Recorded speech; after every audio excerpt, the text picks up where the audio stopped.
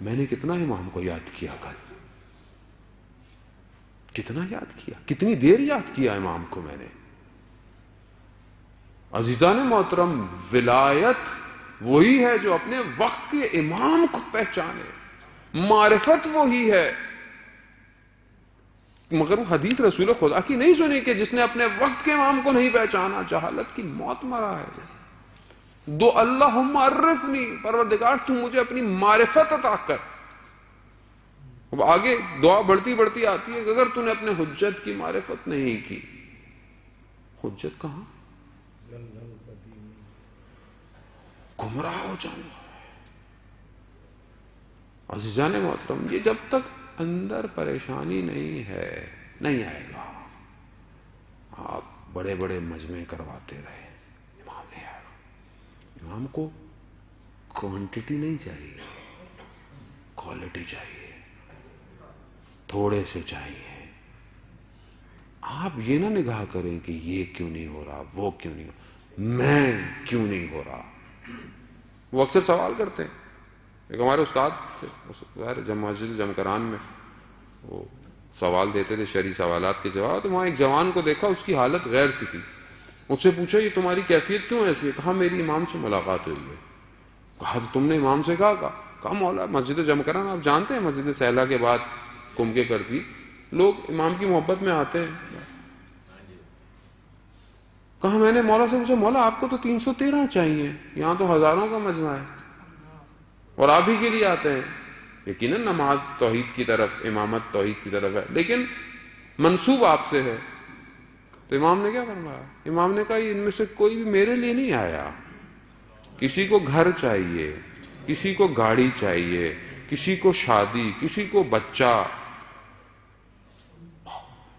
عزیزانو، ہم نے آئمہ کو کیا اپنی زندگی میں منت ماننا کہاں ہے؟ اور امام ہماری زندگی میں وہ تو کریم ہے. امام موسیٰ کاظم باب الحوائج ہے، باب ہے، حاجتوں کا دروازہ ہے. 3 باب الحوائج ہیں، حضرت علی اصغر، حضرت عباس علیہ السلام، امام موسیٰ کاظم علیہ السلام. باب الحوائج ہے. کاظمین میں اگر آپ کی نگاہ دیکھیں کیا رش ہوگا، کیا عجیب فضا ہے. خدا ہم سب کو زیارت کی توفیق عطا فرمائے. وہ ہر جگہ پر ایک الگ کیفیت ہے. کاظمین کی کیفیت بالکل الگ ہے. آپ جائیں وہاں پر، انشاءاللہ کہ گئے بھی ہوں گے. باب الحوائج ہے. آج آپ جو اپنی حاجتیں لے کر آئے ہوئے امام سے مانگیے، کیوں نہیں امام دے گا؟ کریمہ اہل بیت کا والد ہے کہ حضرت معصومہ علیہ السلام اللہ علیہ جو کم کے اندر ہیں، ان کے والد محترم ہے، وہ کریمہ اہل بیت ہیں. بی بی کو ان کے والد کا واسطہ دیں. آج آپ خالی ہاتھ نہیں جائیں گے یہاں سے.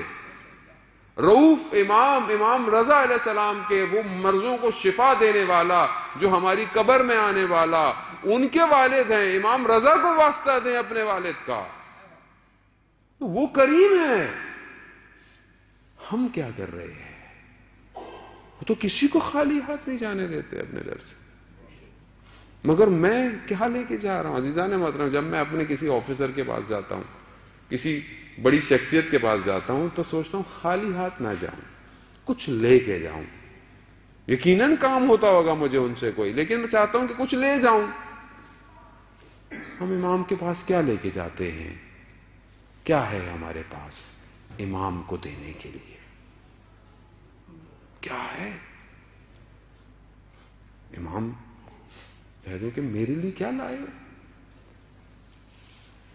ذہن محترم، عطا اللہ عظمہ بہجت رضوان اللہ تعالیٰ علیہ کہ آپ کی صلوات ان کے لیے ہدیہ ہو. اللہم صلی علی محمد وآل محمد وآل. عطا اللہ عظمہ بہجت فرماتے ہیں کہ اذن دخول خاص طور پہ کربلا کے لیے، باقی جگہوں کے لیے بھی داخل ہونے کی جو اجازت ہے، وہ یہ کہتے ہیں کہ گریوں کو، اشک کو لے کے جاؤ، اپنے آنکھوں کو اشک کے ساتھ لے کے جاؤ. قبول کر لیتے ہیں، یعنی آنسو آ گئے سمجھ لو کہ انہوں نے تمہیں اجازت دے دی ہے. امامت خود آیت اللہ عظمیٰ بہجت فرماتے ہیں کہ میں نے مکاشفے میں دیکھا کہ جب میں مر گیا ہوں تو مجھے اٹھا کر خراسان مشہد میں میرے بدن کو لے کے جایا جا رہا ہے، اور وہاں پر مجھے آواز آئی کہ جو ہم سے پناہ مانگتا ہے ہم اسے پناہ دیتے ہیں۔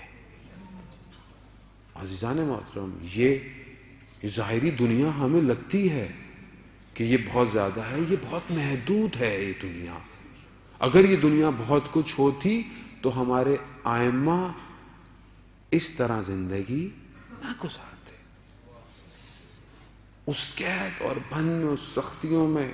عزیزان محترم، جو بیان کرتے ہیں تاریخی کتابوں میں کہ امام کو اس طرح قید خانے میں ڈالا گیا، آپ اہمیت دیکھیں نا زندگی کی، ہم کتنی محبت ہے دنیا سے۔ جب تک ہم محبت کو باہر نہیں نکالیں گے یہ محبت نہیں آئے گی دوسری۔ یہ دنیا بھی رہے اور پھر بولے امام بھی رہے، نہیں، اس کا قطعاً مقصد یہاں سے اٹھ کے مت لیجیے گا کہ مولانا صاحب نے بولا کہ کام کرنا چھوڑ دو، یہ کرنا۔ بعض اوقات لوگ دوسرے معنی لے جاتے ہیں، نہیں، قطعاً روایتیں ہماری خدمت میں ہے، حلال رزق کمانا ہے، محنت کرنی ہے، سارے کام کرنے ہیں، کیونکہ وقت کے امام کو ہر چیز کی ضرورت ہے، لیکن دل نکالنا۔ آیت اللہ عظمیٰ بہجت نے پوچھا زہد کی تعریف کیا ہے؟ کہا زہد کی تعریف یہ نہیں ہے کہ دنیا کو ترک کر دو، زہد کی تعریف یہ ہے کہ دنیا تمہارے پاس ہو مگر تمہارا دل دنیا میں نہ ہو، دل تمہارا دنیا میں نہ ہو۔